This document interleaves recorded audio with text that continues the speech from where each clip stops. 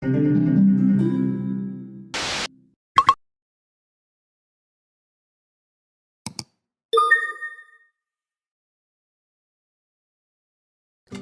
一日我去 Times Square， 經過見到呢一間羊肉爐嘅餐廳係新開㗎，非常之唔起眼嘅門面，我其實唔知佢食乜嘢㗎。行埋啲睇下個餐牌，睇下裏面，一鍋一鍋咁樣，唔通食羊肉鍋嘅？點都好啦，因為佢有啲台灣色彩，咁於是乎我就自己一個入咗去試下啦。咁我坐低咗啦，咁佢呢度係 QR code 落單啦。咁我落單嗰陣時咧就佢有分兩大 part 嘅，一 part 咧就係佢嗰個招牌菜嗰啲沙鍋羊肉爐啊。咁我特別今晚嚟就係食佢呢一樣嘢啦，我唔知咩嚟，我未食過。咁跟住嗌咗個沙茶醬去跟嘅。佢有其他嗰啲霎下嗰一啲嘅，即係可能擺落個沙鍋裏面一齊整熟嘅配料。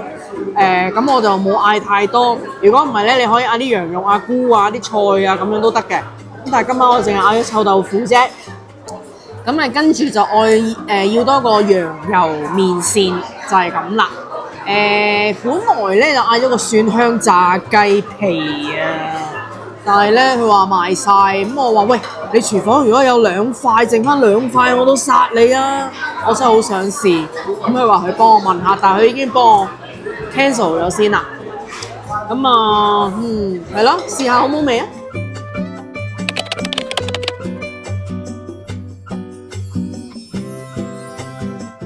哇！我以為係細個落去嗰個鍋度㗎，呢個羊油麵線，睇嚟咧個樣就係單獨咁樣食，好香羊油味，可能胡椒同埋一啲炸蒜啊、葱花啊咁樣。哇！唔好講咁多，試一啖先。我滗落個碗，因為我覺得我食唔晒咧，我打包咧咁就費事整污糟啦嚇。我滗落個碗食少少先。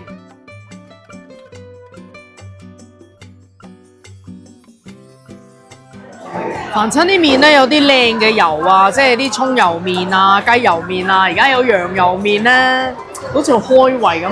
因為夾咧佢嗰個質感啊，覺得係煙韌嘅，聞落真係香啊！呢個如果中意食羊嘅朋友咧，淨係要試下哦，好似啲沙薑咁嘅味啊，其實。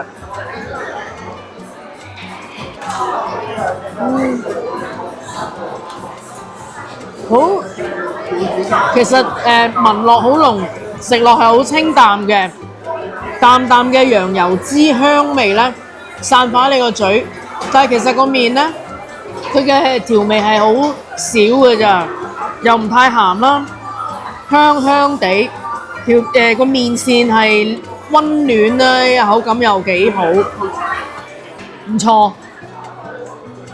第二道難食得到啊！服務員好好啊，我真係叫佢攞啲剩翻嘅俾我都試下。佢雖然唔收我錢啦，咁佢就上咗呢一碗仔嘅雞皮俾我，佢就冇收我錢啦。我估平時係大好多嘅，同埋咧佢有啲啤酒賣咧，佢今晚已經賣晒啦，我冇得飲啦。如果曾經睇過我2、3年前拍嘅菲律賓美食特輯咧，就知道我哋成日去菲律賓鋪頭嗰度買炸雞皮食啦。呢個係史上最邪惡嘅小吃，但係竟然呢度有得食喎！哇！哇喂，正啊 ！Oh my god！ 哇！呢度啲音樂好嘈啊！我唔知你聽唔聽到咧，但係佢炸得好脆嘅，半脆半黏牙，佢仲有雞皮嗰個 texture， 即係呢一種食品唔係人人接受得到啦，我接受得到啊！如果呢個時候有杯啤酒就正啦。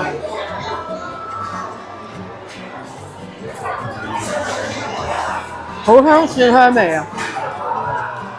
我 prefer 呢個 version 啊，多過菲律賓 version。正。如果佢俾少少白醋，俾少少蒜香白醋仲正。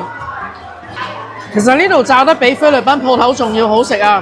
因為咧菲律賓鋪頭有時炸得好硬啊，呢一度咧係酥脆，表皮酥脆，佢有一啲部位咧其實仲係即係皮嗰啲雞皮嘅彈嘅口感咯，有啲腍嘅部位咯。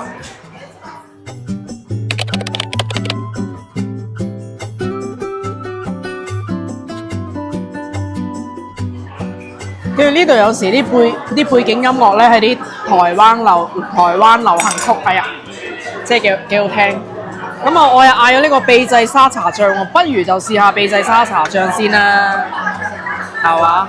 秘製喎，試下先。好香啊！略為甜咗少少，但係真係好香。OK 喎。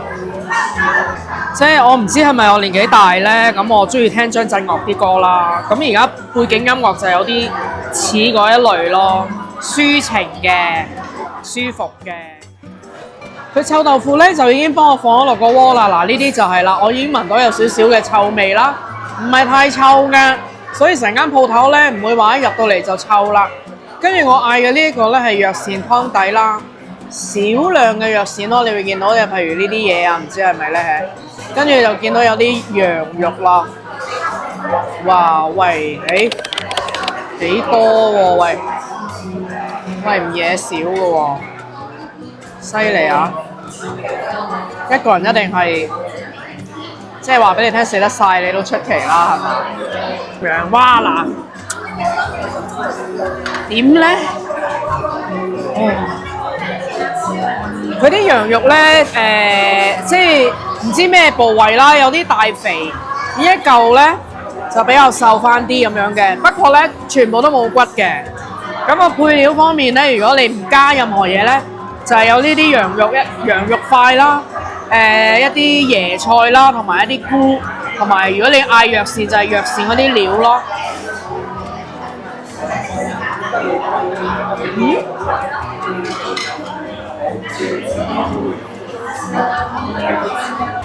我個樣唔變咧，係因為我好出奇啊！我會以為佢好濃味啊，又係唔濃味嘅喎。個湯呢個湯咧就個面頭啲油係幾勁嘅，喂，但係唔濃味喎，即係點講咧？佢唔鹹唔重味，但係你食得出啲藥膳啊，或者個湯底本身嗰啲味，咁即係咩咧？即係唔係味精啦，或者就算有都係好少啊。咁我會 prefer 咁樣咯，你話係咪啊？臭啊臭啊，試下先，就咁試下先。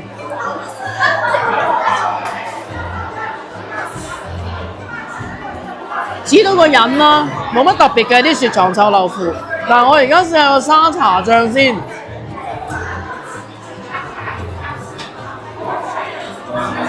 沙茶醬就正啊！試下羊肉加沙茶醬先。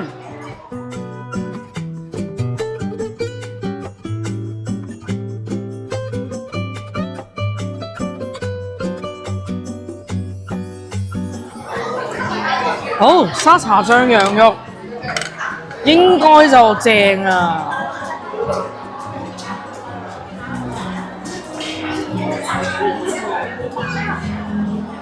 原汁原味，羊肉味，沙茶醬味，兩個配埋一齊，唔錯。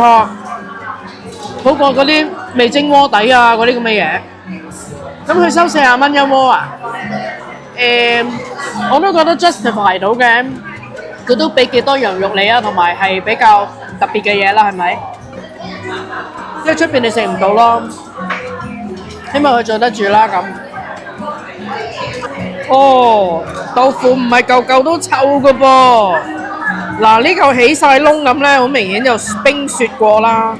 呢個先係臭豆腐，呢個靚仔好多又滑啲咧，就係新鮮豆腐。就唔係臭豆腐啦！死啦！我唔知我做錯啲乜嘢，我同佢有服務員嚟問我你覺得點啊？咁我就話嗰個羊鍋 lighter than I thought啦，嗰啲味，跟住佢成盤攞咗去喎，我唔知佢攞咗去邊啊？係咪同我加鹽啊？其實我唔係咁嘅意思㗎，但係頭先嗰嚿羊肉太熱，我含住又講唔到嘢，佢就攞走咗啦。佢話佢搞緊我個煲嘢嘅同時，俾咗啲小吃蝦仔俾我，唔知係咪叫我拍嘢呢？其實我唔知啊。咁我試下啦。嗱，呢個就送嘅嚇，話時話蝦仔細細隻，炸過嘅咁咯，嗬。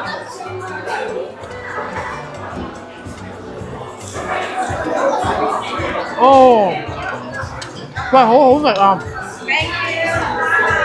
好想要啤酒啊！依家即係點講咧？有陣時有啲鋪頭咧，即係雖然佢唔係啲咩大師傅啊，或者係啲特別嘅嘢，或特別好嘅，即係嗰啲高級餐廳嗰啲。咁但係佢即係能夠做到一啲水準或者係佢哋自己獨有嘅味道咧，你一食落去咧，你係食得出嘅。你會覺得佢有獨特之處啦，亦都味道唔差啦。食咗落去唔會唔舒服啊！而家好多時我哋食中餐咧，食咗落肚之後唔知係咪啲油唔靚啦嚇，又味精又多，食咗落去好唔舒服啊！呢隻蝦仔 OK 啊，我覺得。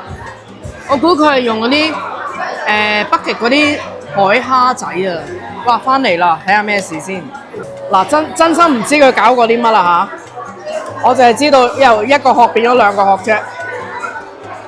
試下先，有咩分別咧？係咪個湯底有同我加咗啲鹽咧？試下先嚇，即係油係比較多嘅。試嚿豆腐咪知咯，嗬。好，試下先。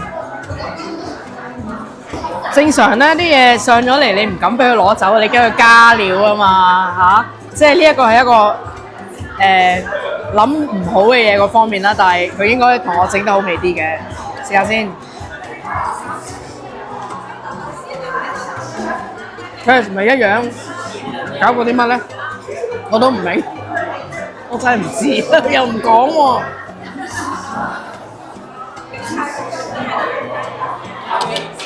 唔知啊，真係。可能新開張啊，出邊有好多人等位啊，我都係食快啲啦。可能係新開張嘅關係咧，佢哋咧其實有好多台咧喺度執緊㗎，所以好多人已經走咗啦，同埋我都嗌咗埋單啦。咁同埋後面咧亦都好多人等啦，咁即係話佢執唔切台咯。咁啊，如果嚟食嘢嘅人咧就要包容少少啦，因為可能佢哋仲係需要時間去磨合啦。